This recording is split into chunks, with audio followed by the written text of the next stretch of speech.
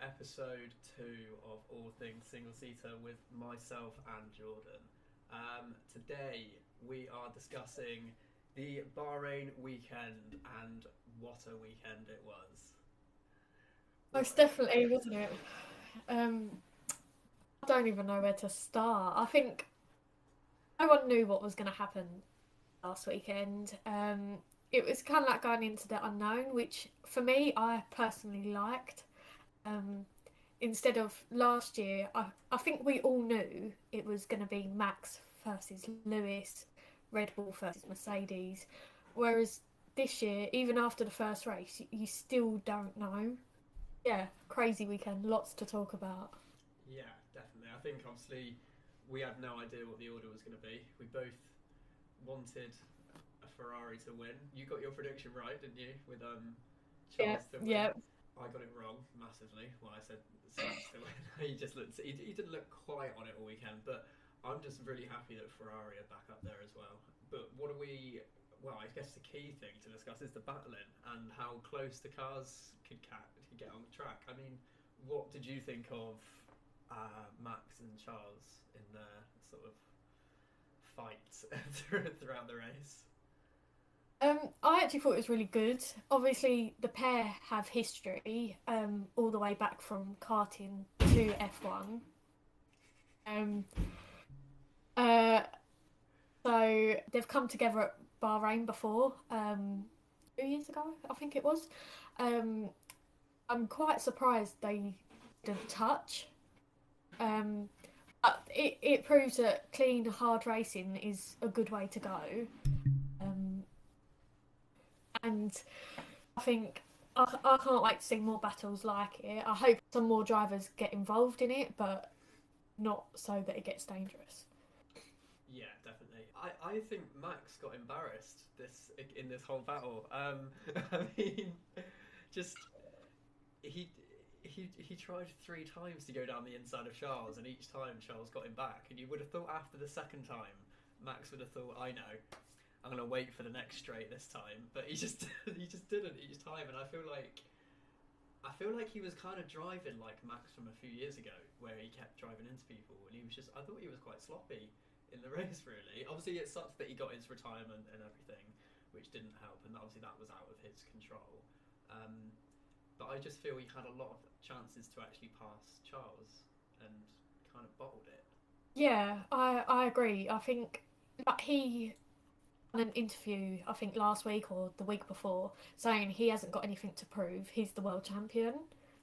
Mm, I disagree with that massively. I think if you've just come off the back of winning your first world championship, you've got a lot to prove. You've got to, so you want to win your second the following year, um, and for him to be fighting not someone new, but he hasn't fought Charles for the past 2 years.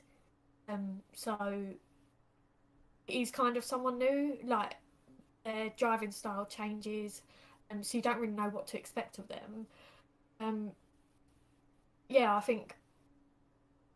don't know if Red Bull knew they was gonna have problems, so they was telling Max to like not fight and whatever. And yeah, no, I agree. I think it was a bit of a shame that obviously Red Bull did have their issues. Apparently, Perez had issues with his engine from lap 40.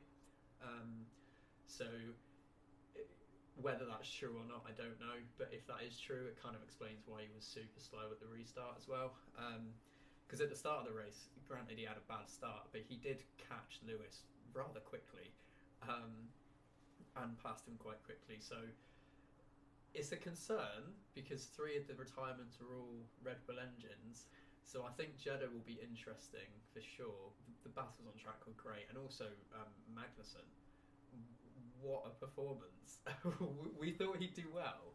Um, you thought Mick was going to outqualify him more this season, so I'm curious how you feel about that one.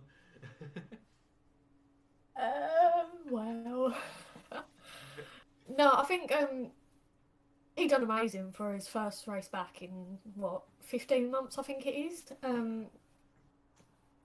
I can't believe it. Passing the points, it feels right, But I think having an experienced driver now will help the team massively. Yeah, definitely. I think Mick said he was quite upset with his weekend. He did, I feel like he's going to get a lot of points this year. I do feel like that, but he did kind of get outschooled by K-Mag this weekend. But I guess a lot of people might expect that. K-Mag's kind of driving with no pressure. He knows that Haas needed him. He didn't need the drive, but obviously he wanted the drive. So I think K-Mag's probably driving for fun right now, having a great time. Obviously, Mick got tapped by Ocon at the start, which I think is save of the century. How he just did a full 360 and carried on driving like nothing happened. But apparently, he got a little bit of damage from there. So we definitely haven't seen the best of Mick yet. The reason why Mick was quite annoyed, well, he wasn't annoyed. He's been happy like after the race and stuff. But I think he knows he's got a good car this year. So for him to obviously he equalled his best qualifying, which was 12th, and then he finished 11th, which was his best ever finish. To be one place away from 1 point, it must be so heartbreaking because obviously he's gone into a really bad car his first year. He's got obviously the Schumacher name to live up to. So to now finally have a car which can score decent points, and for him not to in the first race, it is kind of sad. But I don't think we'll see any times of him not in the points. Yeah, definitely. I also think that if Haas chose to keep him out under the safety car at the end, so he was on really worn tyres, and they probably didn't expect both Red Bulls to retire, so they wanted track position. But I think had he a pit, he could have probably potentially been battling with Zhou for the final point. And Zhou, what a debut! I mean, I didn't expect that at all. I'm not sure about you.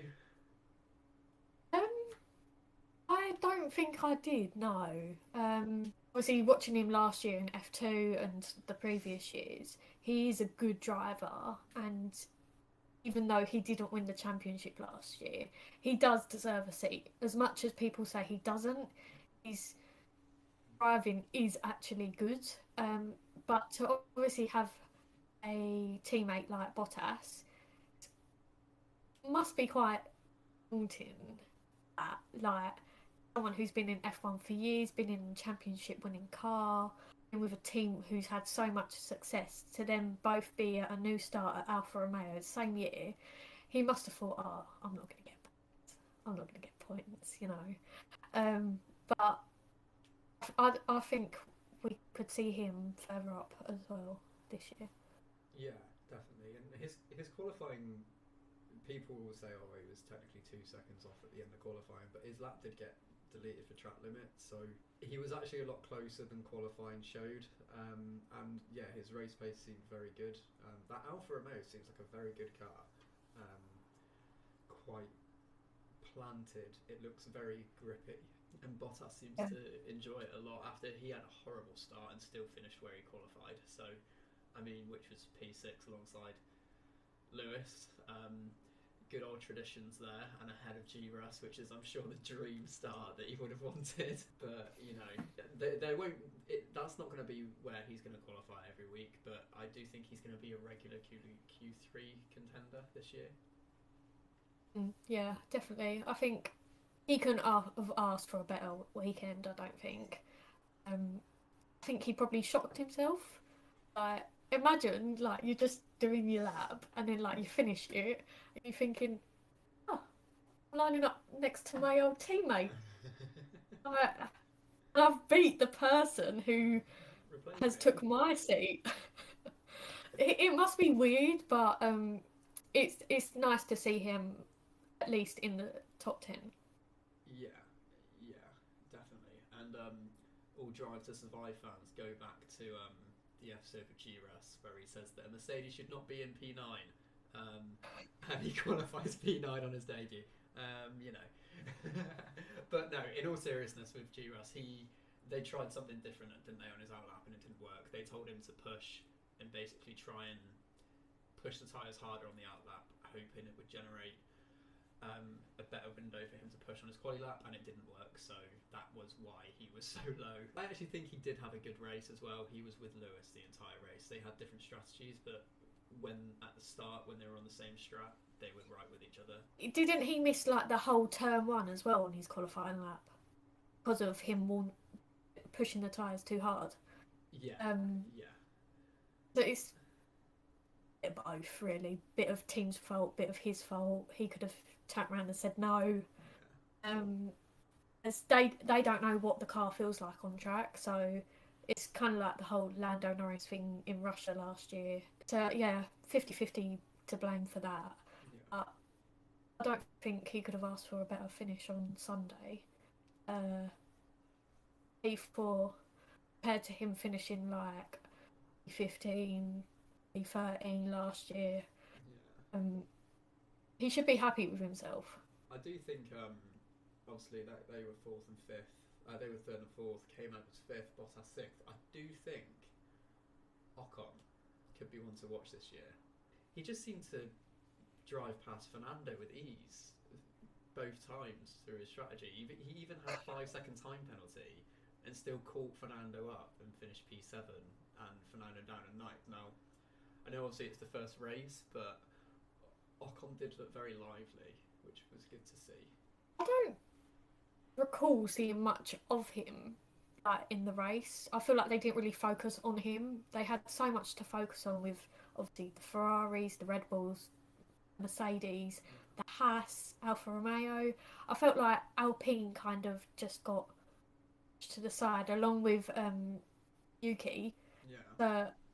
Like to see him finish P7 after time penalty is really good.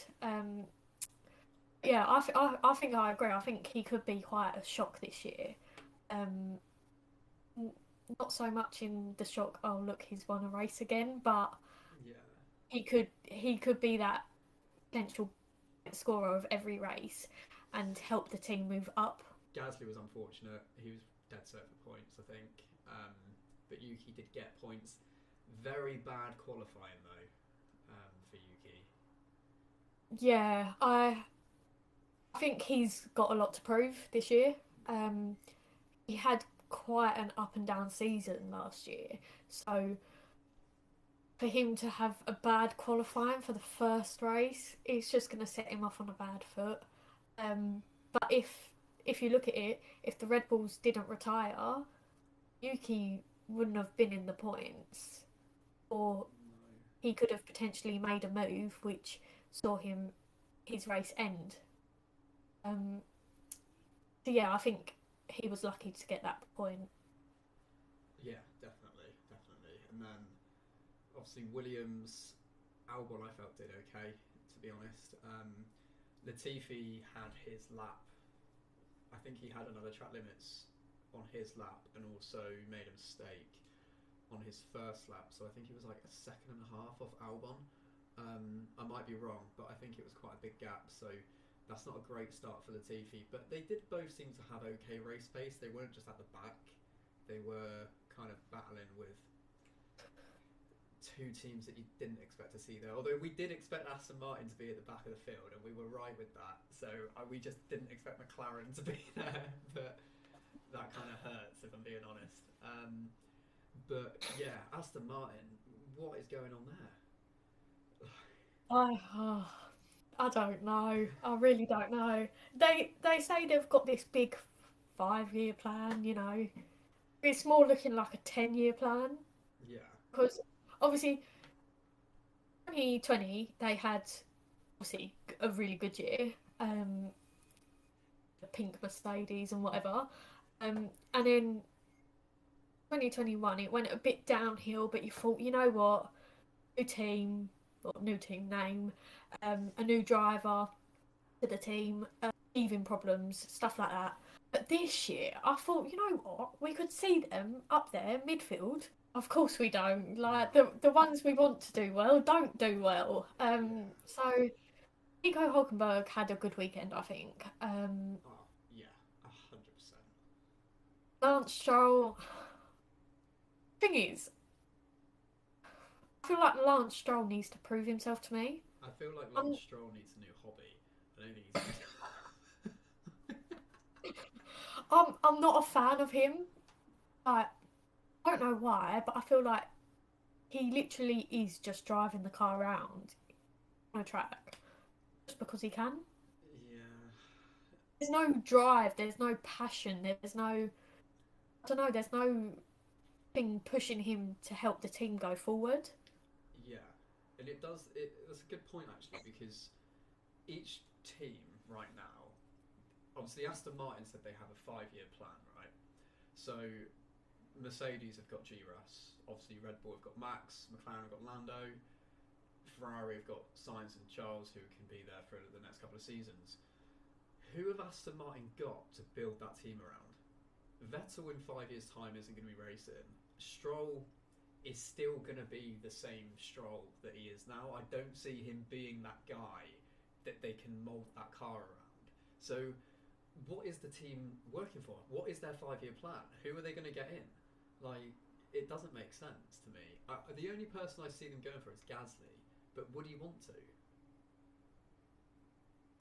I feel like Aston Martin should just do a Haas. I feel like they should bring in 2 rookies and build that team around them. I mean, Stroll still technically is a rookie, but no, I'm joking. Because no one knows what Seb's going to do next year. I think his contract runs out this year. So obviously, there's a time where he has to say, "Oh, you know what? I'm not going to do this anymore." It's sad at the prospect that Seb could go at the end of the season, as I still think he's a very good driver. I think he doesn't like these heavier cars, though. It's not he doesn't like them, but he preferred the like the older era. I say older, like 10 years ago. So it is quite sad. But I think the Racing Point just looked so. I said last week it looks like the car just doesn't want to turn, and obviously a lot of them have that problem, but I see them being with McLaren at the back this year, which is really upsetting. I feel it's not what we want, but I think it's going to be Williams, McLaren and Aston Martin that are the slowest 3 teams this year. It's a big call. It's a big call, but let's discuss McLaren. What's going on there? I really don't know. I've seen a lot of people blame Mercedes engines because obviously 3 bottom teams are, well, I say bottom teams, Red Bull's at the bottom at the moment, but Mercedes, Williams and Aston are obviously all using Mercedes engines. And I've seen a lot of people blame Mercedes for it. I don't think it is the problem. If you look at it, see, McLaren had the brake problems during testing, and it's still a problem now. Aston Martin, it just looks horrible to drive. I don't know exactly what their problem is, but it doesn't seem like it's the engine. Because if the Mercedes engine wasn't good, you wouldn't see Mercedes finish in top 5. That is true, but sorry, that was an actual cough. But last year, who had the worst engine on the grid? Ferrari. And who were the lowest 2 teams in the standings? Haas and Alfa Romeo, who had Ferrari engines. So yeah, but it's a new car, new design. Yeah. You don't know what teams have done differently to others. So obviously McLaren's brake problems are completely wrong. Yeah, that's nothing to do with an engine. That's just bad. Williams, it's like they do well and then they just go downhill. It's like they like being at the bottom of the hill. They did actually look quite good. Obviously, Albon finished 13th. Yeah. They had no reliability, so that's probably a massive win for them. Definitely. I think Williams will probably score. I think they'll get double figures this year. I think they'll get in maybe between 20, maybe 10 and 20 points this year. and that's probably I probably see McLaren being between 40 and 60 ish. But again, it's so early, isn't it? Like we could see upgrades come, and in the next 4 or 5 races, McLaren could be back up there, or Aston Martin could be fighting for pole if they find some sort of amazing device. It Like, needs a miracle for that to happen. exactly. But yeah, I think Mercedes' problems are more than their engine because they, like Lewis has said that the car's very draggy, so that instantly links to aero as well. That's a problem. So it can't just be the engine. There are clearly more factors, but it could also just be that Ferrari and Honda, well, Red Bull and Renault have just improved their engines, so they're now kind of on the same par as Mercedes, and because their car's draggier, that's why you're now seeing a bigger difference. Obviously, Mercedes have still got the proportion, so don't know how they're going to figure that out. It looked like they cracked it in FP3 because they was up there, and then it was like something had changed horribly since FP3 to qualifying. I don't know. They've obviously got a few races to sort it out. They've got a break after Saudi this weekend, so they could run through all the data from 2 different tracks and see what is the problem and then get something sorted for the third race. Yeah, I do think they could struggle in Saudi because it's a very bumpy track. Um, so, I hope they don't. I mean, well, I hope they're a bit closer. I want it to be a top 6 battle, not a top 4 battle. So, the team that gets better could be Mercedes, could be Haas, could be Alpine, could be anyone. I just want another team in that kind of top battle. Um, it's most likely going to be Mercedes, just I don't think it will happen in Saudi. What have we got after that? Is it Australia after?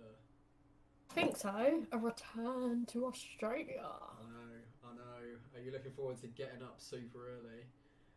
You know what? I actually am. I really am. I can't wait. I Starting the looked at day. it and I was with, I think I was with someone when I looked at it and I was like, oh my God. They was like, what? I was like, I've got to get up at like 6 o'clock for the race. I was like, 6 o'clock when? I was like, 6 o'clock in the morning.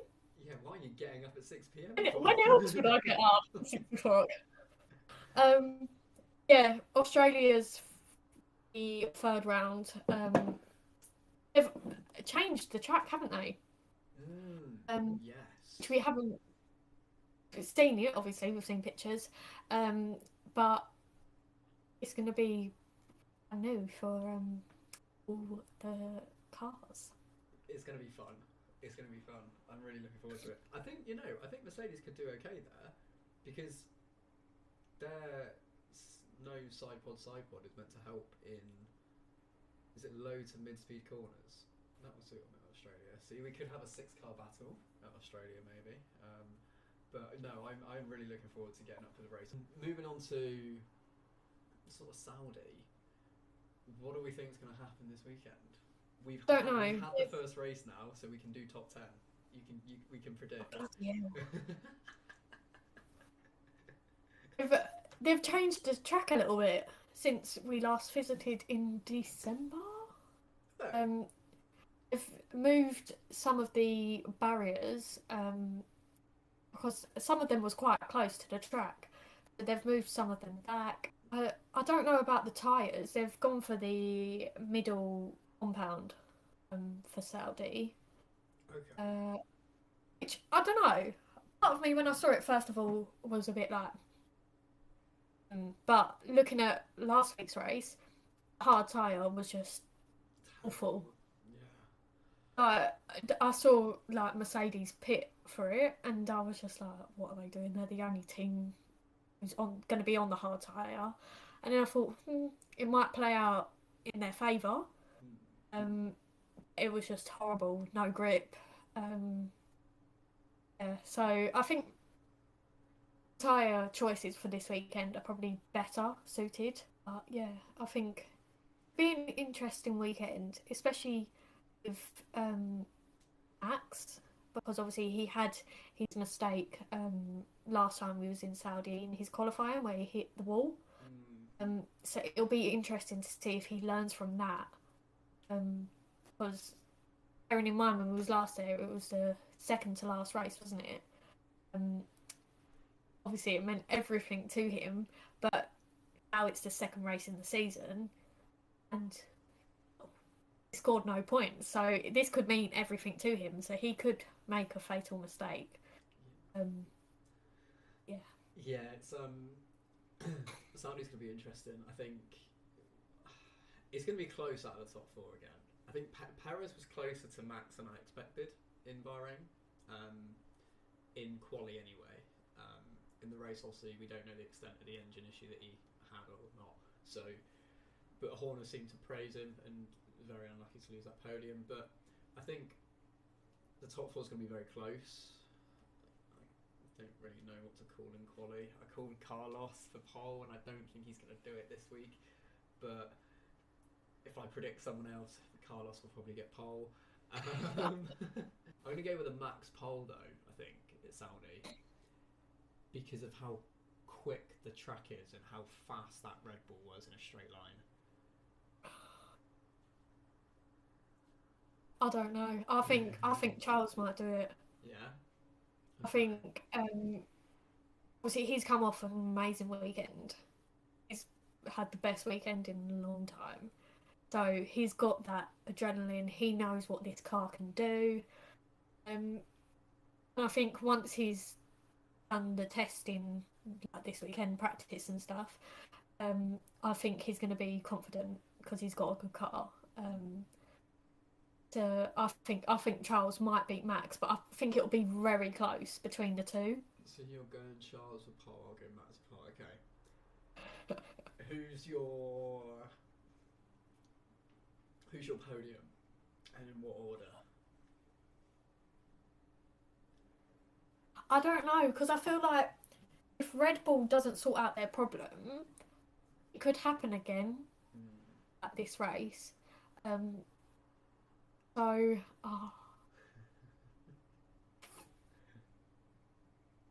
I think I'm going to switch it round. I think you're going to be shocked at this. I think Carlos Ooh. will get the win. Okay. Second, I feel like Charles, another 1-2 for Ferrari.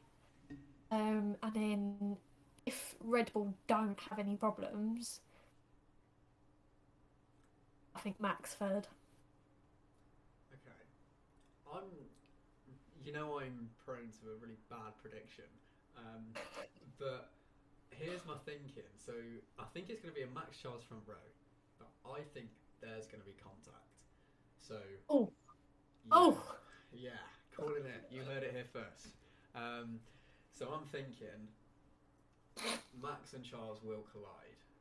I don't know where, I don't know how, and I don't know if they're both retire, but I think there will be contact, and I think that the top three, if that happens, will be Perez, Carlos, Lewis. okay.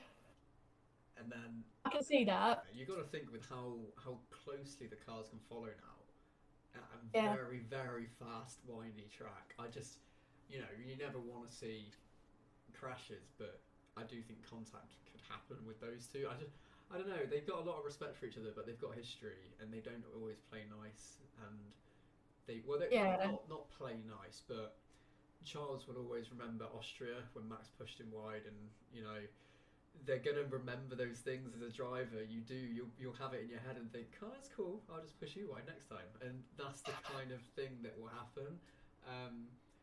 They did very well in Bahrain, but I do think they were very dead cert passes, both of them. Obviously into turn 1 and then turn 4. So yeah, Carlos could take the lead in the championship for 2 second places. Well, I was just thinking, say if Red Bull has this problem again, and if Max and Charles, say they're on the front row, have a collision, and then you see one of them out, and then Red Bull have their problem again. What if, this might be like really crazy, but it's not that crazy when you think about it. Carlos takes the win, Then you have both Mercedes on the podium. Oh, you know I that feel like that. I've just thrown a curveball in. Yeah, like you know that we can't rule that out. Definitely. Yeah. I mean, we could throw it in there and say, what about K Mag too? But I don't think that's quite in Haas's capability yet. But anything could happen. You know, it's Jeddah. Exactly. Like the only reason I say that is because I feel Lewis and George are very close with how just with their cars. Mm, You saw them kind of work together at the race. Obviously George had a few positions to make up, but once they was over fifth and sixth, fourth and fifth, they they worked together. They didn't really come under threat from anyone. no, I definitely agree with that. I definitely agree with that. So, okay, so what have I said?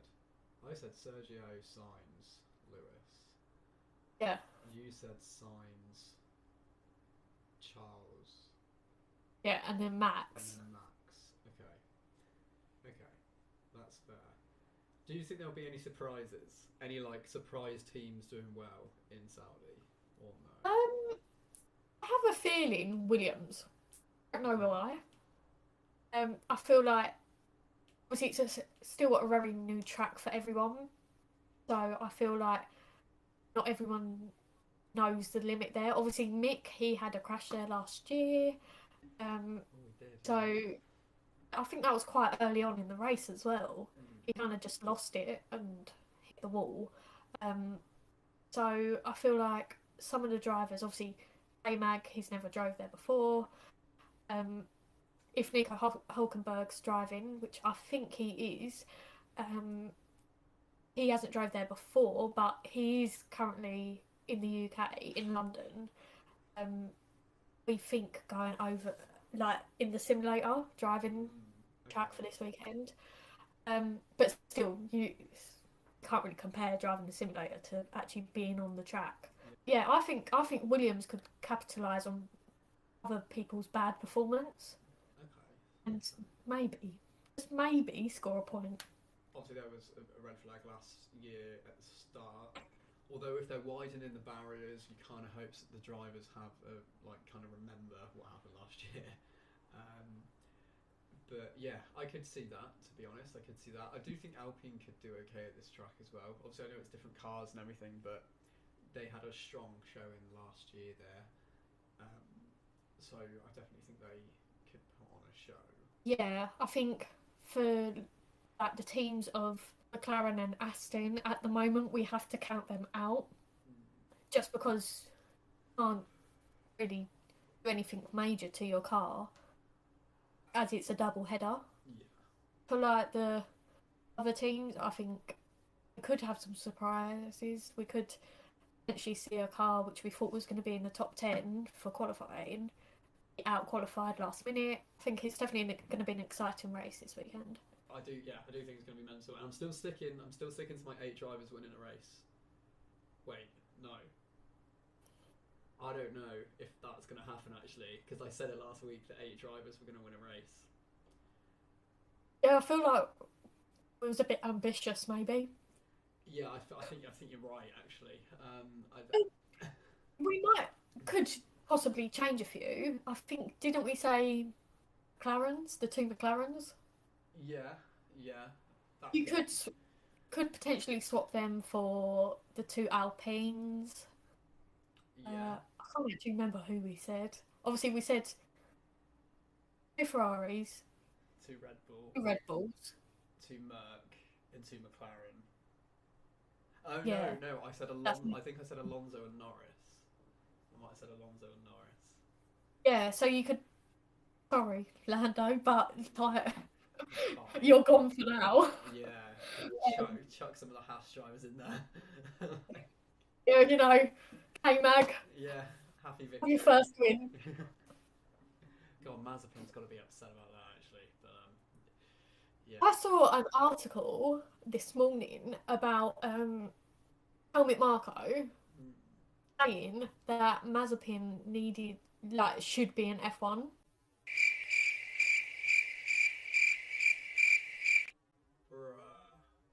I thought, On how what random. grounds?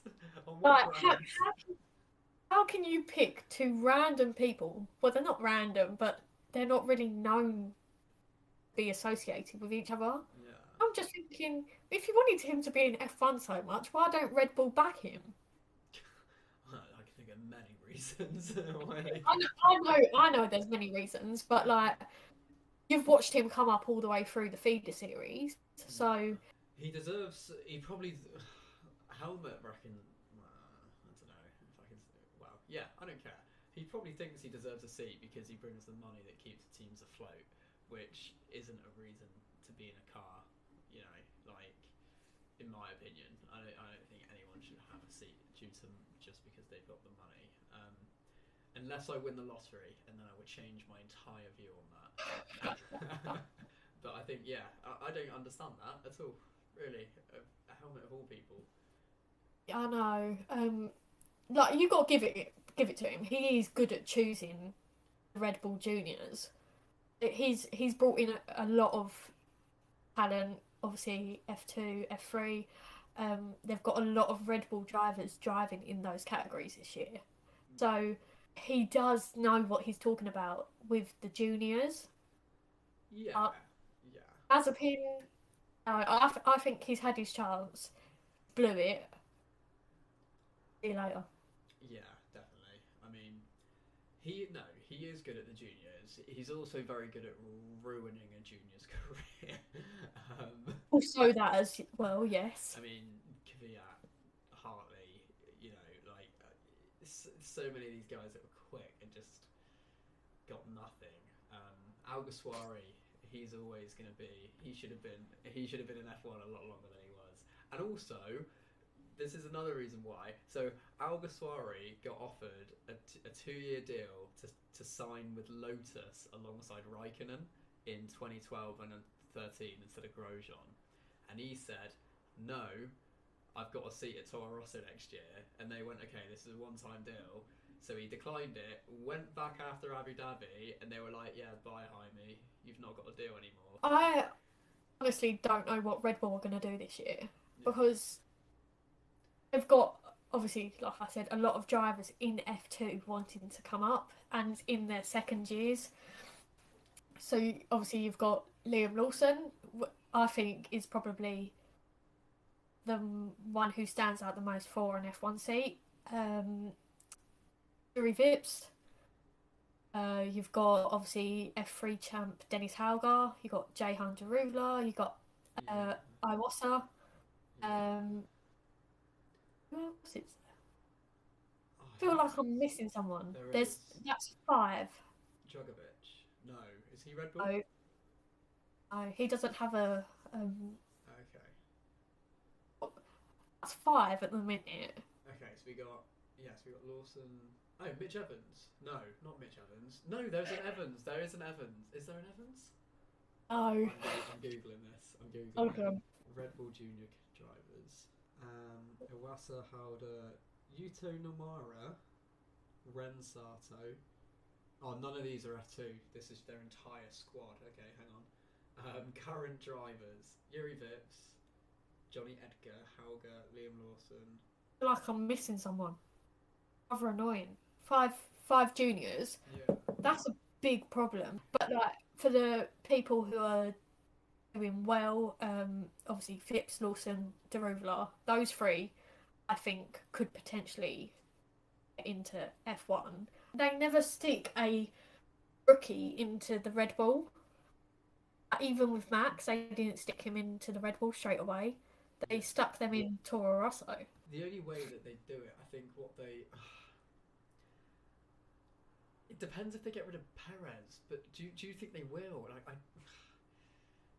Let's say they do.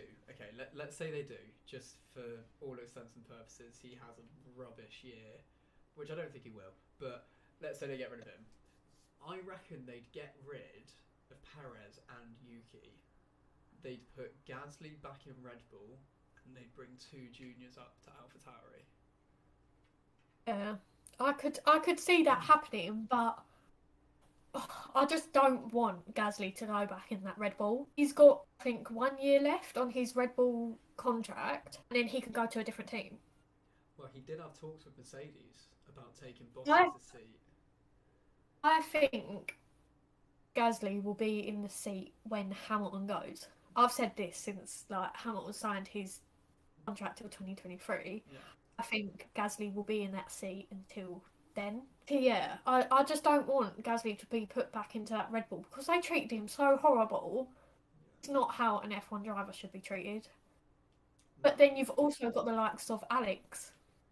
Oh. Oh. Could Alex be put into the Red Bull next year if he performs well in the Williams? I didn't think of that. Yeah. The thing is, Because I think they're going to drop a lot of drivers. They're going to have to. They've got too many.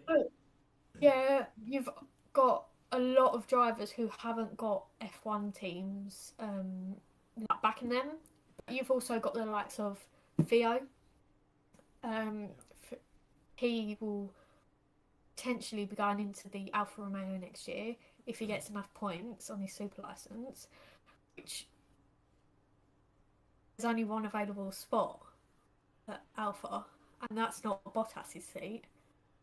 It's the guy that Then scored points on his debut. Is he going to really get Zhou's seat if Zhou does well? yeah, but like I feel like Theo is like the golden kid of They've got to get him Sauber in. Academy. Yeah, they have to Like get him in. they absolutely love him. What could happen? Zhou could go to Williams and replace Latifi. Because Zhou's it will be the battle of who's got the most. Well, it won't be of who's got the most money, but if Zhou does very well and he's available and he brings backing, Williams could then be like, okay, Latifi, you've had 4 years with us. It's not quite worked. Bye. Or Alex. You could see Alex move on to Red Bull. That creates one available spot. One available spot. Yeah. Who else is there? I just thought of someone. You could see Oscar go into an available seat. I forgot Because about obviously Piastri. he's on the sidelines this year. Alpine want him in an F1 seat next year.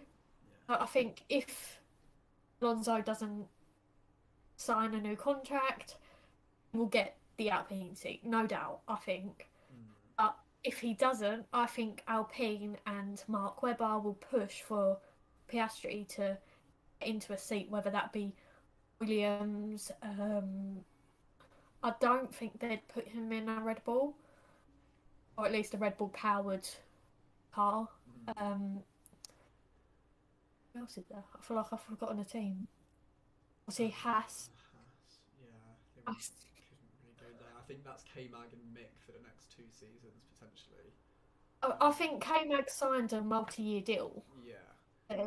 They're done, and I think if Haas keep performing, Ferrari will want to keep Mick in that car, Yeah. give him more experience. I've Because also obviously got a he's thought, actually, with what we said about Porsche Piastri. 2 seasons we've got Andretti, powered by Alpine. They're being powered by Renault. It's been confirmed, isn't it? So that's 2024. A new team on the grid, powered by Renault. you say that there are a couple of other teams interested in coming into F1. So I saw a post saying that it was the head of F1 saying that obviously some people like to talk loud about their entry into F1. Yeah. But there are a few other people who are interested in making a team who are more quietly talking about it and not broadcasting it, which could see, I think they said, 12 or 13 teams in the next few years. I'd be a big fan of that. I Massive fan would. of that. When 2012 was the last time we had 24 cars on the grid, and I know. it was great. It was so good because you had battles of everywhere. Like, you know, you had like battles across all teams. Even the slowest teams, they had someone to battle with and race with every week. Yeah, I think with the new cars especially, you could have that. But if you look at obviously F2, F3. F3, you have 3 drivers per team. Mm. That's 30 cars automatically. Yeah. But there is overtakes everywhere. And that proves like Formula One did have more teams. You would see overtakes, not just for first, second, third, fourth. You'd see it for positions lower down the grid. But even though they might not be for points, they may be constructor placed.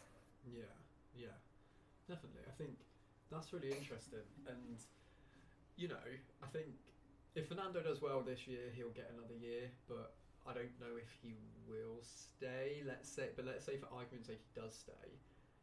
They're not going to get rid of Ocon, so where's Piastri?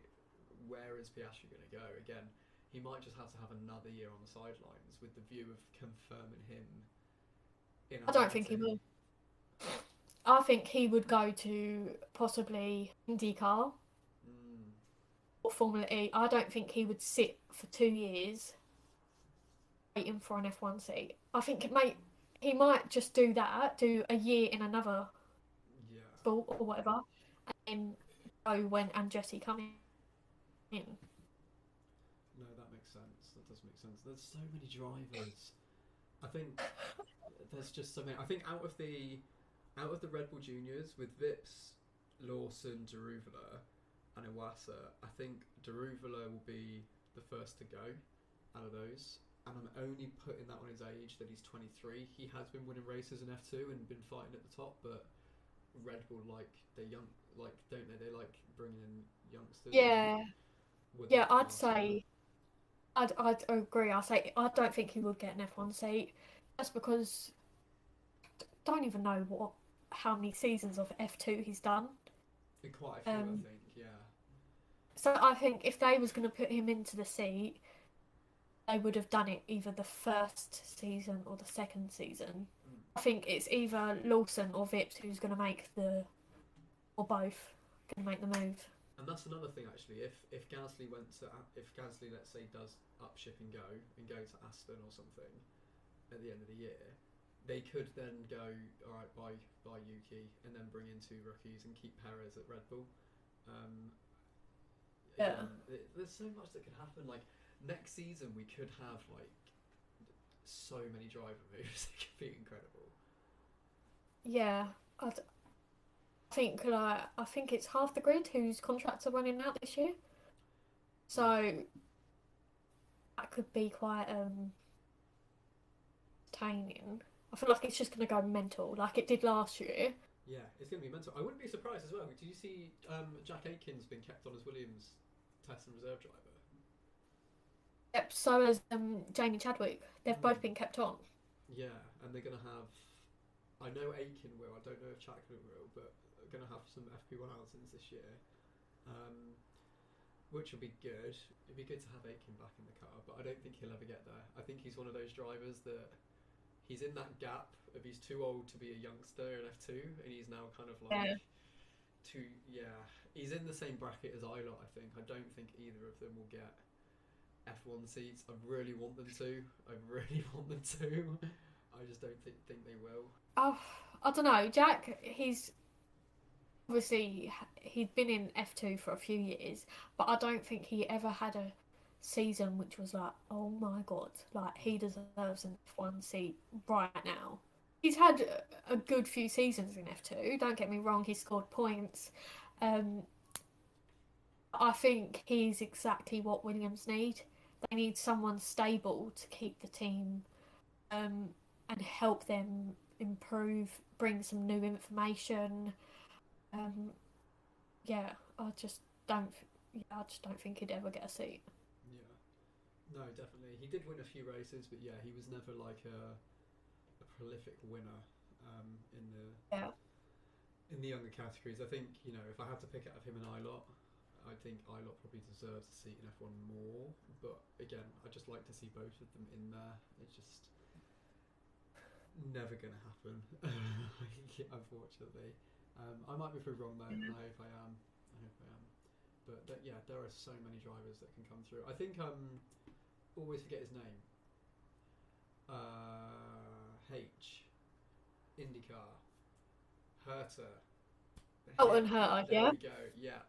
Um, he could be coming up into F1 in the next couple of years. Although apparently he's leaving his McLaren deal. Is that right? No, that's Pato Award.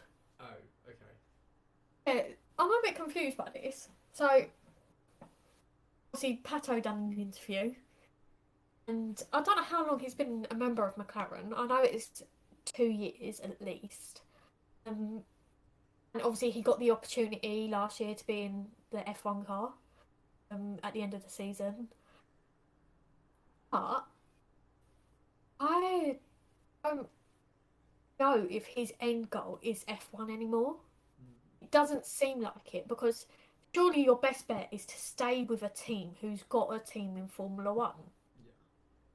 and to show yourself how well you can do with that team and get other teams looking at you. But I could see Colin Hurt getting a seat. Yeah. Annoyingly, I see him getting a seat, and I see him replacing Danny Rick. Again, I don't want to say it. I'm putting all of these predictions out there because F1 is brutal, and I just I wouldn't be shocked if AlphaTauri have a brand new driver lineup next year. Seb leaves. Danny Rick's no longer in the sport. These are things that could happen for 2023. Yeah, but I think Hurter needs a really good season this year in IndyCar if he wants to get the seat for next year, or if he's wants to do 2 brilliant seasons in IndyCar, so this year, next year, and then go for that seat in 2024 with Andretti. He's got quite a few options he can go for. Yeah. Yeah, he's currently 8th in the championship in IndyCar, and they've only had 2 races. That's not bad. He scored 50 points. Yeah. So, and he's tied with the person who's 7th with also 50 points. So Yeah. he could have a really good year this year. And obviously he's got that McLaren test. Yeah. McLaren could break their contract with Danny Rick early because he is contracted till 2023. Danny Rick is. So they could break it early. Yeah. I mean, I think Andretti want 2 American drive. Well, Andretti definitely want 1. Yeah. If McLaren sign Herter, could Pato Award go to Andretti, and then Porsche go to Andretti because they've got French engine Yeah. in an American team, so they'll have a French and an American driver, meaning that Alpha don't have to get rid of Zhou if Zhou's good enough and he's proven himself. But what about Logan Sargent? He's throwing it in. He's American, but he's also a Williams Academy driver. Yes. So, I forgot about him. So could he potentially do 2 years in F2?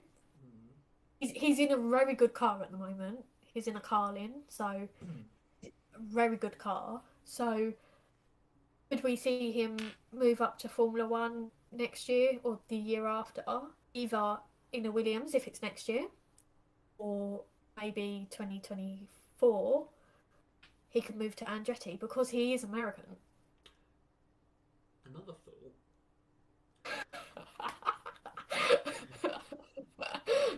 With all of this American talk, Fittipaldi is half American. No. Well, what Fittipaldi? What one? Well, all of the brothers. Oh, no, I know, but obviously you've got Enzo in F2. Yes. So wait, is Enzo in F2? I thought Pietro was.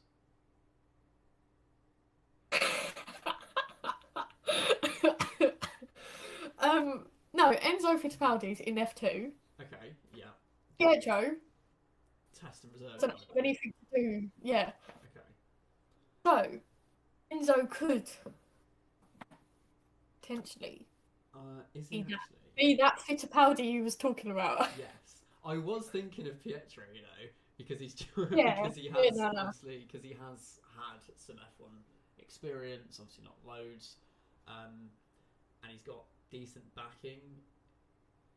His record isn't brilliant though, so there are definitely more. There are definitely better Americans that could be there, but he's probably going to be on the short list. Or could they have both? Just both Fittipaldis in the team as teammates. No, no, It wouldn't no. work, would it? It wouldn't work at all. You say that, you've obviously got Arthur Leclerc Mm. coming up through the ranks. Ooh. He could potentially get a seat in F1, depends on how his Formula 3 season goes this year, and then obviously F2 as well. So if they all go well, he could get a seat, Mm. and then we'd have two Leclercs on the grid. Two Leclercs. I really hope that gets up to at least 12 teams. At least 12 teams, I hope. Yeah, Because I think it's needed. I think when there were a lot more teams, you didn't care about the odd pay driver as much. Yeah. Like, but now you kind of do, and I think if there were 12 teams now, if there were 12 teams now or 13, so 24, 26 cars, based on talent, Stroll would still not be in my 24 teams, in my 24 drivers. He would not be. There are 24 better drivers than him that deserve a seat. Yes, definitely. If we was talking about next year, I'd still have Piastri in one. I'd have Phipps, Lawson, and Share. Yeah, definitely. I'd, if we had two more teams entering next year, those are the four I would have Mm. in those cars. And then the year after, I'd think about Herta, um, maybe Logan Sargent. Maybe Ralph Buschon claim this is going to be his strongest ever F2 year. Yeah, but the thing is, He's there so are old. good drivers in F2, but they don't have no F1 teams backing. Mm. So it's very rare that a driver will come into F1 without the backing, Yeah, with a team's backing. Obviously, Guan Yu Zhou, he was an Alpine driver. yeah. He hasn't gone to Alpine, but his connections with them have gone now. Mm. He's with a different team. So he's made it into F1 through the backing. But can I see someone without any getting into F1? Not No, at all. you are right, and I think it's very hard, unfortunately. Which, yeah, it just kind of still shows that there's a money problem in F1, and I hate it. Because there are definitely so many drivers that deserve seats or should at least have had more chances. I mean, Hulkenberg, not been in the car since before Magnussen, like longer duration. That's a lie. 2020. No, it was 2020. Yeah, 2020 Eiffel GP, and he outqualified Stroll by a tenth, and he had 3 days in the car, and Stroll had a month, or Stroll had 3 full days like of testing. So it's embarrassing in my opinion. Like, It is. I thought it was embarrassing last year for Stroll, for Sebastian Vettel to come into the team and get two podiums. Like, obviously, one of them got disqualified, but he still got a podium in his first year with the team. Yes, he's a champion, mm, and you kind of expect that from him. But still, for someone who's been in that team for so long, it's just like, how many more years is he going to have as, like, allowing him to be in that seat? it's very true, and I'm just checking something actually because I believe, just gonna Google it. Stroll has only ever beaten an F1 teammate in the standings once, and that was Sorokin. And I want to check if that's true. And I think so. 1, 2, 3, 4, 5, 6. So he's been in F1 for 6 seasons, right? In 2017, in 2017, Massa beat him in the standings. Yeah, that was when Williams, wasn't it? Yeah, Or yeah. am I making that up? Yeah, yeah. No, you're not making that up. 2017. I clicked on the wrong thing. That's why. But yeah. So results and standings. Massa did beat Stroll. Yeah. and then 2018 he beat Sorokin. But ever since then, he's been outscored by a teammate. So the only driver that Stroll has beaten in the standings is another pay driver as his teammate. I don't think he should be here. No, definitely swiping left on Stroll today. Yeah, the more you look at it, the more it is actually quite poor. So, yeah. Let's just stop looking at it. Yeah, phone's down now. We don't care about you anymore, Stroll. Although I do, you seem like a lovely bloke, but you're just not as talented. Yeah, he seems lovely, but give me some of your dad's money, please. I would appreciate it. But yeah, thank you for watching, everyone. This is episode 2 of All Things Single Seater, and we will see you next week for the Saudi review.